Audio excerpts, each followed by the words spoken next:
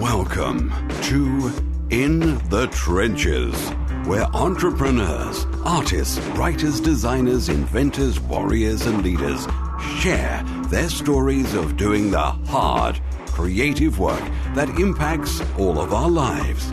Let the journey inspire you to do something worthwhile, build something bold, and create your life's work. And now, your host, Tom Morkis. Welcome back, everyone, to another broadcast of In the Trenches. I'm really excited to have on today's show Jonathan Raymond, who's the founder of Refound. And today we're going to be talking on a couple subjects, but in particular, one of the ones I'm really excited about is leadership, teamwork, and one of the topics we talked about offline was trickle-down transformation and kind of what exactly that means and how it works and when it works and when it doesn't. So, Jonathan, thanks so much for being on the call with us today. It's a pleasure. Thanks, Tom. Thanks for having me on. Sure. So before we jump to Refound and of course your new book, which people can get now if you go to or pre-order now at refound.com/goodauthority, and that's one word. Talk to us a little bit about what led you to what you're doing today with Refound. Like, how'd you get there? Sure. I sort of happened on the business coaching consulting world by accident. I was in the wind energy business. I had started a nonprofit teaching kids how to do yoga and meditate in juvenile hall. I was a lawyer. I did, a lot of things other than be a business coach or consultant or be in that industry. And I came across the opportunity in 2011 to become the CEO of a company probably a lot of people will recognize by the name of the book of the same name, which was the EMyth, and a coaching company called EMyth. And it really sparked my curiosity and my imagination for what could happen in this space. And I think it's a really interesting industry, right? Because it's the place where what's supposed to be happening is people are supposed to figure out how business and life go together, right? And so that's the dream, right? That's the big idea of how to create a business that really works for you, that works for the people that work there, that has the impact that you want to have. So that's the theory, and it doesn't always work out that way. We'll talk about that, but it really intrigued me as a kind of a bridge between really two halves of myself. I mean, I considered myself to be sort of guy in a suit by day for most of my career doing business development type stuff, and then consciousness, personal, spiritual seeker by night and on the weekends. And the business coaching and consulting was really an opportunity for me, as I would find out later, as we often do in life, that it was an opportunity to bring those two things together. Very cool. And so you had mentioned something offline, and don't know if it's worth pursuing right now, but I was just curious. You had mentioned the EMyth coaching business mm-hmm. that you had, and was this related to the EMyth Revisited? Like, is there some or is it just Okay. Yeah, so the book gained popularity and, that came out the different versions, 70s, 80s, 90s. The book's been around for a really long time. And there was always a coaching company behind the scenes that was delivering a coaching product, still does to this day, delivers a coaching product through a network of coaches to try to help people do the things that are talked about in that book. So, you can imagine lots of phone calls over the years of people calling who had read the book and said, hey, that's me. Or I can relate to that story. Can you help? And so that was really the foundation of that business for several decades. Okay, awesome. And so you were you the founder of this, or you were part of it, or how did that work?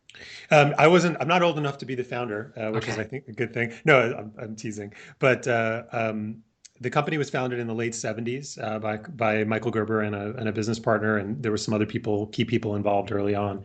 And I came in 2011. The owner of the company, the controlling shareholder, was looking to shake things up and take the company in a new direction because it had gotten old and it had become really dependent upon the book and really dependent upon sort of the legacy of the founder who wasn't around anymore. And so he's alive, but he wasn't part of the business. Mm-hmm. And so I became part of a management team that I was leading in the CEO role to what could be done to change the company, change the culture, change up the product mix, and that's the project that I started in 2011. Okay, very cool. So take us into Refound. Like, I guess if I find Refound, I find you. Mm-hmm. What's your ideal client here? Like, who signs up to work with you, and why do they come to you? Why do they work with you?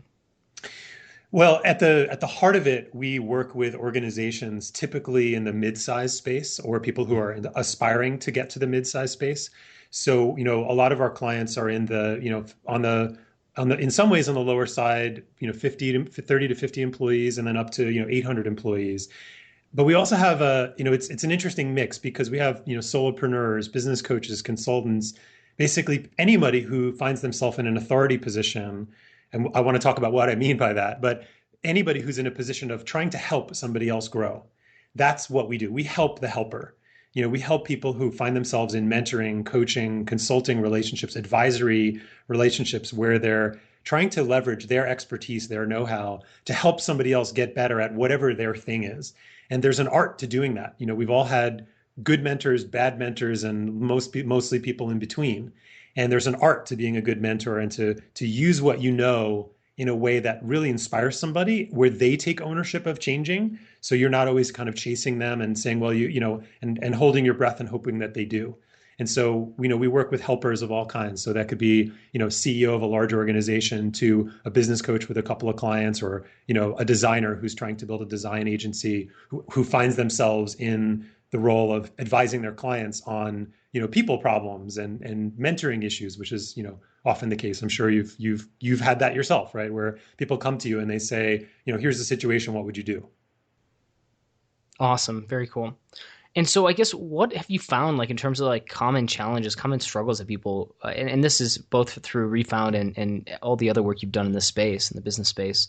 Yeah. Do you feel that like you come across the same problems again and again or similar problems? Yeah, it's the exact same problem with everyone, myself included. And it's I'll try to put it as simply as I can, is Yeah. that we don't know how to hold people accountable with an open heart. We, as managers, as leaders, it's what I call, people do either one of two things. One of them is I call spontaneous management combustion, which is basically ignoring the warning signs, ignoring bad behavior, ignoring sloppy mistakes, ignoring the wrong kinds of communication, letting yourself get frustrated for too long, and then either firing somebody or being punitive or basically just being a jerk. Right? But the problem isn't the person, the problem is you. You didn't do enough along the way to manage and mentor that person to give them a chance to grow. So that's on the one side. That's the too tough boss. And on the other side is the too soft, the it's all good, don't worry about it, who never takes any action and lets poor behavior, poor performance drag down other people on the team. And people talk a lot, leaders talk a lot about wanting A players. And I can tell you from my experience of every team I've ever been on or ever led, the thing that A players hate more than anything else is when they have to carry the water for other people. When they're on a team where they feel like they're doing the work, that they're doing more than their share of the work. They're already doing great work. They're already, they have the most talent or they have the most skill. And not everybody on the team has to be Michael Jordan, right? But everybody's got to play their role. And that's what drives A players crazy. And that's why they leave, is when the people who should be being held accountable aren't. So it's the same problem on every team I've ever seen, is that there's a lack of accountability, which is not the same thing as you need to be tough with your people. There's a clear, consistent line right through the middle of how to hold people accountable for changing the things that they need to change in their own self-interest, right? Not in the interest of the business. And so it's the same problem I see. And I committed the same foul, the same management foul over and over again until I figured out how to fix it. So tell me, how do you actually fix that? Because I do Mm-hmm. feel like that is, on either end, I'm like, oh man, is that me? Because okay, immediately I'm going to think to myself, well, maybe I show signs or symptoms of either. Mm-hmm. And so how do I know if I really do have signs or symptoms and like it is a problem or not? And then I guess so one is, how do you actually identify this problem like in your own organization or with your own team? And then two, I guess, would be how do you then go about fixing it? Great question. So, and I love what you said, because I found myself to be, a lot of people flip-flop between the two, right? So sometimes you're too tough. When you feel like you've been too soft for too long, then you're too tough. And then when you feel like you've been too tough, you go to too soft, and we try to flip-flop across the middle, and the middle is where we want to be. So I think that's more common than a lot of people realize. But I would say, here's some of the symptoms, right? So if you find yourself constantly mediating disputes between two people, if you sense that there are sloppy mistakes being made, if people are constantly checking in with you for things that you feel like, hey, they should know how to do this themselves, right? If every meeting ends up with a call for better communication, right? These are some of the symptoms, which is, pretty much everywhere, every team, every meeting you've ever been on, right? These are the symptoms that accountability isn't happening in a good way. It's like this squishy, squirrely stuff is happening. Everybody's talking kind of, but nobody's really clear about what the problems are. That's how you know that accountability isn't happening in your culture. Even if your culture is you could have a one person culture, right? You can if you really take this idea seriously and you're a solopreneur, you can see that in yourself, right? The degree to which you don't hold yourself accountable, or you don't have somebody in your life who you can bounce, tough questions off, or who says, "Hey, Tom, did you ever think about it this way?" Or, "Hey, Jonathan, I think you're oversimplifying this," or what have you. But in the context of a team, right, that's the easiest place to see it, where anybody who's ever run a team can relate to this statement, is that you see things all the time and you don't do anything about them.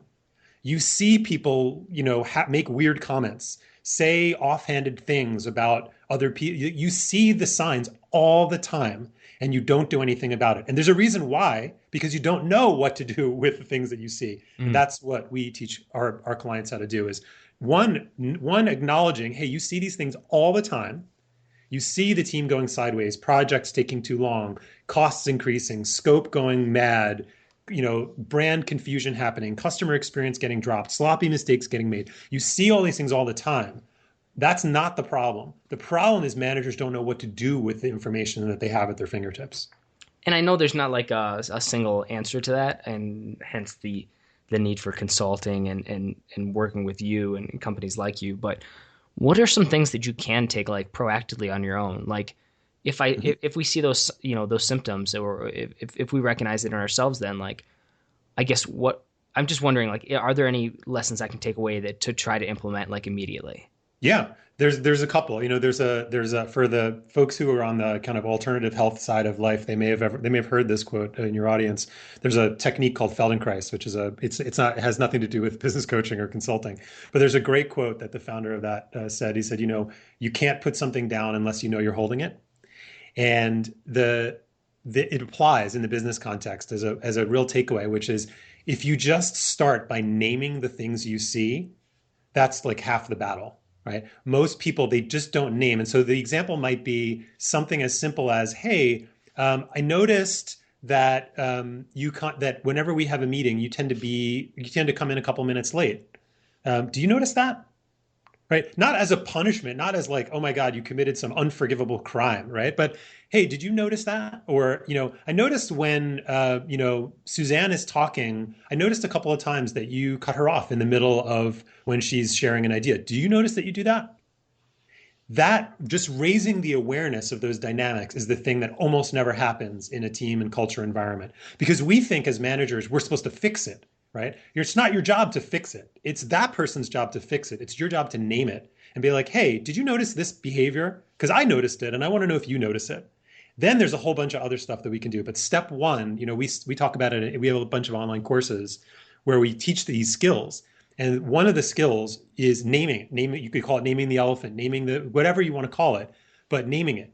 And without knowing what the destination is. And I think that's the first most important takeaway, is put a pin in it, right? Say, hey, this just happened. Did you see it happen? Because I saw it happen, and I want to make sure we both saw the same thing. Yeah, that's awesome. That makes sense. And then as far as like, I guess, because I run a remote team, which has its own trials and tribulations, but I'm sure there's, I would assume that even if we were in person, that there'd be, sure, I'm sure, similar struggles and stuff like that and challenges. But I'm curious, like, how do you work with organizations that are remote a lot? And does that change the dynamic for you when you're helping these companies kind of communicate better and work better? We do. And there's an element of our program, and I don't know if we'll get a chance to talk about trickle down transformation in this idea, but there's an element of our program that I think I don't necessarily know that it's unique, but I think the way that we do it is unique, is that we don't just work with CEOs. Because in my view, in my experience, with myself included, is that the CEO or the owner of the business, remote or otherwise, has a really limited view. You're the one person who doesn't know what it's like to work for you, right? Yeah. It's it's sort of this Exactly. obvious, slap your head in the yourself in the forehead thing. You're the one person who doesn't know what it's like to work for you. So we work with other layers in an organization. We work with the senior team. We work with as many layers of the organization as the CEO will let us work with. And we have some CEOs, really brave, awesome people who say, "Hey, I want to know what I'm doing so that I can change it." And the fastest way to find out what you're doing is to let somebody else talk to your people, and that's what we do. So we give people organizations, and I'm thinking of one organization that I work with that has, I think, between 30 and 40 people, all remote, and we work with 4 different layers in the organization so that we can surface that data, so we can get those themes and patterns out, and we can help the leader make the really difficult changes that they need to make, that leaders want to make, right? A leader will come to a consultant or coach and say, I really want to change, I really want to grow, but they're not operating with the right data set. We got to know, somebody else has to be able to say, hey, well, in talking with your team, here's what I think is going on. Here's what I think they're experiencing that they're afraid to tell you. Do you want to know what that is? I want to know what that is. I know you, Tom, you would want to know what that is, right? Yeah. But you have to create a structure for that. Okay, so I'm curious about this. Like, is there any other way that you can kind of you can embrace that before it gets to that point where you have to have like an outside source come in to find this stuff out? Like, I'm curious, how do I implement that like immediately? You ask questions, and there's 2 ways. One is external, one's internal. So one is you ask questions, and not stupid questions like, hey guys, I want you to tell me what I could do to make things better here, right? Like, that's the kind of stupid questions that managers and leaders ask all the time. That's like, you go to, you call up AT&T and they say, how can I provide you with excellent service today? Well, you just failed, right? Because you weren't, I don't know if it's AT&T, but whoever says that, you just failed because you're not listening, right? It means you're not listening. If you have to ask how it can be better, it means you're not listening. So the first thing is asking provocative questions, we have some quizzes that people can download on our website. You can go to refound.com, and we'll put some links maybe in the show notes to some quizzes to ask people questions like, what's the thing you hate most about your job? Right? What's the thing that we do that you think is most frustrating to our customers that you think we should fix? If you could change one thing about this company, putting aside what you think I would think about it, what would you do? Right? So there's a bunch of questions you can ask, and here's the asterisk, if they're afraid of you, they're not going to answer the questions. Right? They're not, even if they're afraid of you in a subtle way. And guess what? If you hold their paycheck in your hands, they're afraid of you. I don't care how nice you think you are. I don't care how conscious you think you are. I don't care how compassionate or open-hearted or how many ping pong tables you have. They're afraid of you because you have the power to take away dinner on Friday night. Yeah. And that's a real crime. That's a crime that I see happening in modern, I'll call it, I don't know if it's modern, but a lot of the organizational and structural thinking is, we're all on the same team. Bullshit. You're not on the same team. You're the boss. You're the controlling shareholder. You get to decide. Stop pretending. Yep. And inhabit a role of authority that you're actually in. They know you're in. You know you're in. Stop playing games. So that's the first one. Nice. And so the other piece of that is to be vulnerable. And that's one of those things like, world's worst advice, go be yourself, right? How, who, which version, right? So the question is, well, what does vulnerability look like? Vulnerability looks like you showing them, people say, like, I'll give you an example of, people talk about, well, this is our brand and this is the customer experience that I want us to create. Managers and leaders talk about this stuff till they're blue in the face. I want leaders and managers to say, here's what our brand is supposed to happen, and here's how I failed yesterday with a really important client. Here's how I did it wrong. And I want you guys to know how I did it wrong. And I'm embarrassed how I responded to that email, or how it took me 3 days to respond to something and I should have responded to the same day. I'm embarrassed. And I want something different for us, but I want you to know I'm working on the exact same issues that you are. That's how you create a culture of accountability. Is, easy thing to say, walk your talk, really hard to do. But the things that are hardest to do are the things that are of the most value. Interesting. Yeah, I completely agree. Do you encourage like any sort of like consistent or intermittent like type of reviews? One of the things I want to try to start doing is like kind of, I don't know if I integrate this weekly or what. We have a really small team though. I mean, like 5 or something like that. Sure. But I do think this stuff is really important. And so I'm wondering like if there's some way to integrate this we don't do meetings often, like we do like once a week basically right now. If there's a way to integrate this into the conversation for smaller teams. And if there's like, maybe it is this quiz, these questions you're asking, but I'm just curious if there's a way to position that and kind of integrate it for smaller teams. Absolutely. So first I would change, not necessarily change, you may think of this already, but so let's say you've got 5 people. I would imagine yourself as, you're managing a team of 5 within 1,000-person organization, right? Or a 100-person organization, even if you have no desire or intention to ever get that big. I want you to think of your orientation as I'm not just owning this business, which you are, right? But you're also a manager of this team, right? And so if you're a manager of a team in, let's say there were 50 or 100 people in the organization, you would have a weekly meeting, or you should have a weekly meeting with everybody on the team to talk about things that have nothing to do with tasks and projects. So that's the first thing that I would recommend that you do. Even if you only can start with 15 minutes or a half an hour, you say, hey guys, this is something that I want to do as part of our culture. I want to make sure that every week, we get, especially because we're remote, we're going to spend a half an hour. I know it sounds like a lot. It's not. You're going to see how amazing it is. But I want to meet with each one of you individually for a half an hour to talk about anything other than the tasks that are in your Asana project or whatever your task management software is, right? We're going to talk about other things. We're going to talk about themes. We're going to talk about where do you want to go in your career? We're going to talk about, what's important to you about what's going on in the world right now, right? We're going to talk about, how we're going to talk about whatever is relevant. We're not doing therapy. We're not, talking about what happened to you when you were a teenager. We're not going there, right? That's out of bounds. But there's a lot of stuff that isn't out of bounds, like, that you can sense and you can, hey, it sounds like, you said you felt kind of inspired for a while and you seem kind of down on things lately. It's fine. I get down on things sometimes too, but I just wanted to talk about that, right? And the biggest mistake managers make, especially in a remote climate, is it's so easy to default to tasks and projects. So you've got to make the structure. You say, this is no task time, right? This is a half an hour that's a personal conversation between you and this other person where you're going to work on helping them grow. And by you helping them grow, you're going to grow in the process. That's really good. And this is now, is it important then that these are one-on-one? Yes, absolutely. One-on-one meetings. And then do you think it's like, what are your thoughts on if we were to do something, and this, I'm saying this is like I'm getting free consulting here. So this is like hypothetical, but like implementing, questions like, at the end of a week or something like that, are there ways to look at because in the Army, we always did AARs, after action reviews, and we looked at sustains and it always starts with what was supposed to happen, what did happen, sustains, improves. Nice. So I like to use that system a lot with our projects and stuff like that. But I also want to do kind of progressive improvement of what we do as well.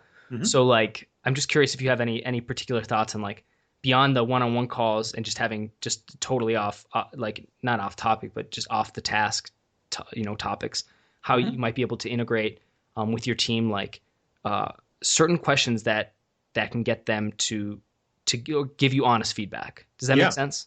Yeah, I mean, I think there's always going to be an embedded challenge in there in terms of the honest part of the honest feedback. But I mean, I'll tell you, the folks over at 15.5 have a great tool. It's pretty affordable. I think it's, I don't know what it is right now, but I think it's $5 a user, maybe something like that, per month. It's a neat tool, and they'll give you some sort of out of the box questions you can ask, and then you can customize them. And they were doing some things with kind of OKRs, and I'm not sure what that is. I'm not using their tool right now, but they're really great folks and a really great team, really care about these kinds of issues. And that it's a great little tool. It doesn't take the place of the half hour, but it's a really nice supplement to it to kind of track some things and kind of see things going plus or minus in the right direction and keep it front of mind. So it gives people a frame where they can think about it for themselves when they're not in that one-on-one meeting with you. Like, how does this relate to that conversation I had with Tom on Tuesday? Oh, wow, this project is really connected to that theme. And that's a really important part of a leadership dynamic, is to create spaces and encourage people to think about the things that you talk about with them when you're not around. Because it's hard when your boss is around, right? You feel under pressure, you feel like you got to have the right answer. And so a tool like that, and there may be others, but 15.5 is one that I know that it's a really solid tool. Yeah, I'm checking it out right now. This is pretty cool. I think I had heard of it, but yeah, this seems really interesting. Great stuff. So let's get to, if we have the time, are you still good? Maybe have enough, maybe about 10 more minutes? You bet. Awesome. So talk about this we had mentioned in the beginning, this trickle down transformation. So like, obviously large organizations, I am sure that's even more challenging, but I know there's truth to this, small or large. So talk to us a little bit about that. How does it work? When doesn't it work? And so on and so forth. Yeah. Well, so we've been talking about it a little bit in some way, which is that there's this idea, and it's so deeply embedded in our culture, and it comes from our relationship to authority and our projection on what we think the CEO is and isn't capable of. There's a great book. I actually am in the middle of it now. I haven't finished it. I think it's called The End of Power. I don't have it in front of me, by Moses Naim, I think is his name. Yeah. And talking about, the CEO can only do so much, right? We talked a little bit about the limited view that the CEO has, but the coaching and consulting industry, which is the industry that I come out of, which I'm trying to break in a helpful way, is that there's this idea that you're going to take the CEO, you're going to drop he or she into a coaching call with a coach, even a really good coach, and you're going to put these people in a room, and that's somehow going to, whatever happens there, let's assume even some good things happen there, that you're going to then put that person back into their company, whether it's 5 people or 500 or 5,000, and that the benefits of that coaching conversation are going to trickle down into the rest of the organization. And it mostly doesn't work. It's not that it doesn't work at all, but it mostly doesn't work, and it's slow and it's expensive. And there's a lot of reasons why it doesn't work, right? But it's like, one, the CEO has a limited view. The CEO takes a limited view, like we talked about before. The CEO doesn't know what it's like to really work there. The CEO takes that limited view, goes into the coach's office or consultant's office or meeting, whatever, or whatever, peer group, whatever you have, takes that limited view and then introduces another limited view, which is the coach's limited view, who also doesn't work there, who also doesn't know what it's like. They have a conversation in a relative vacuum. They make a bunch of decisions about, well, what's the right thing? What's the best thing? And then they impose those decisions on the organization. I don't know if you've ever worked in a larger organization. Well, in the Army, you probably experienced this. Oh, here's the leadership idea of the month, right? Here's the new tactic right? This happens over and over again. It's exhausting. If you want to know why teams are burned out and overwhelmed, this is a big part of the reason why, is that there's a constant barrage of, here's this month's big idea from the boss. And oh, by the way, right, I know he's working with that coach or consultant. Here it comes down the pipe. Now we have to do this thing, and now we have to, go to the park and do this exercise or whatever the flavor of the month is, right? But it's not about them. It's not about the people who work there. It's some idea that was hatched in the lab between the coach or the consultant and the boss out of context. That's trickle down transformation. And that's why it doesn't work. It's out of context of the real lives of the people who are in that organization, regardless of the size of the organization. Interesting. So then what's the alternative? The alternative is some of the stuff we've been talking about. So real-time feedback, getting outside perspective, right? So there, in an ideal world, HR would do some of this. HR doesn't do any of this, even in the best art, HR should, this is what HR should be doing. And a lot of times when we joke around, my business partner, Joseph, and I, we say, well, we let people outsource HR, the real HR, like the stuff that if HR was doing its job, this is what it should be doing. And no offense there's a lot of good-hearted people in the HR space. They're mostly disempowered. They mostly don't have the authority that they should have, right? But the kinds of conversations that you need to have with somebody else that's not your boss, you need a vehicle. If you're a manager, if you're anybody but the CEO, and you're the CEO included, but everybody else, they need somebody to talk to who's structurally outside the day-to-day projects, the day-to-day operations, the things that are happening on the ground. They need somebody else to talk to. It's the difference between the authority and an authority. So you could call it a mentor, you could call it a coach, you could call it an advisor. I don't care what you call it your uncle, whatever you want to call it. You got to have somebody who can help you see where you are relative to the dynamics of the organization that you're a part of. And that's part of the solution. And you can do that on your own, right? You can engage, but make it a conscious agreement. Don't just go to your friend and say, hey, I want to, and complain over a beer every Friday night. Find somebody and say, hey, I want to make a meeting with you. And I want to talk to you about, and I want you to be my mentor. If you can't afford a mentor, great. Who cares? Find somebody, a friend, who's willing to play this role for you and say, hey, I want to talk to somebody outside my business every week, once a week for half an hour. And I'll come mow your lawn, whatever it is, right? We'll do a trade. But get somebody's agreement that they're going to reflect back to you themes. They're going to say, hey, well, you raised that last week. Well, didn't you say you were going to do something about that? Why didn't you do something about it, right? You got to build those structures into your life. We do that as a professional service, but you can do it on your own for free. That's awesome. Very cool. Okay, so now let's talk, if we have a little bit more time, briefly about. I'm really curious about your new book. Oh, So, Good Authority, and I love the subtitle: How to Become the Leader Your Team is Waiting For. So, tell us a little bit about this. Where does this come from? What's the inspiration, and why are you writing and publishing it now? yeah, thanks. The book came out of my own failures as a manager and as a leader, and I was doing a lot of good things in my tenure as the CEO of EMyth, and it was a difficult, getting a big organization to make changes is a difficult endeavor. But what I discovered after a couple of years was that there was something that I was talking about, but I wasn't really doing. I was talking about mentoring. I was talking about making our culture more about the people than about the business, but I wasn't actually doing it.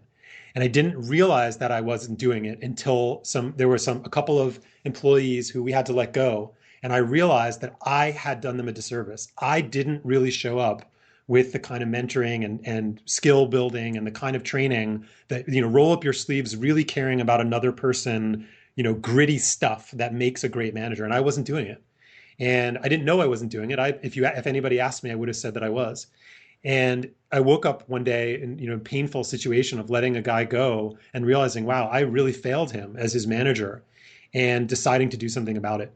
And over the years that followed, and then when I launched Refound, was, okay, I want to, one of the things that people who are great at what they do, if you ask them, well, how do you do what you do?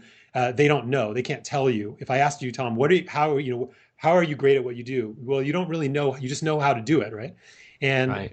and becoming a mentor and a manager was something that I had some intuitive skills on, but I thought, well, I wonder if I could teach this stuff, right? I wonder if I could, and I thought, well, there's no way. How am I going to teach somebody how to have an accountability conversation and how to turn up the heat from, 0 to 60 without losing, losing their team. And I didn't think that I could do it, to be honest. But with the help of my business partner, we figured out a way to create a structure, and that's what the book is really about. Is about what are the changes that you have to make as a leader to stop doing trickle down transformation. How do you make? We have this pivot, which we call more Yoda, less Superman. How do you stop being Superman in your organization? Stop putting out fires. Stop being the one who saves the day all the time, and make a pivot to a Yoda-like sort of mentor quality where you're asking questions and empowering people, which is a lot easier said than done. And then some tactical steps that you can take, how to actually have these conversations. There's a lot of dialogue. There are a lot of examples. There's a lot of very practical takeaways in the third part of the book. And so the inspiration was really to put out a conversation, to really start a conversation, hopefully that people can pick up and get that there's a way that we haven't tried. I feel like we've tried everything else, but we haven't really tried as a team of leaders around the world. And that includes parents, kids soccer team coaches, nonprofit organizations, and Fortune 500 CEOs. We've never really tried. What if we change the assumption? What if we say, hey, the deepest purpose of an organization is to improve the lives of the people who work there, not the stockholders, not even the customers, but the employees. What would that world look like? And that's what the book is about.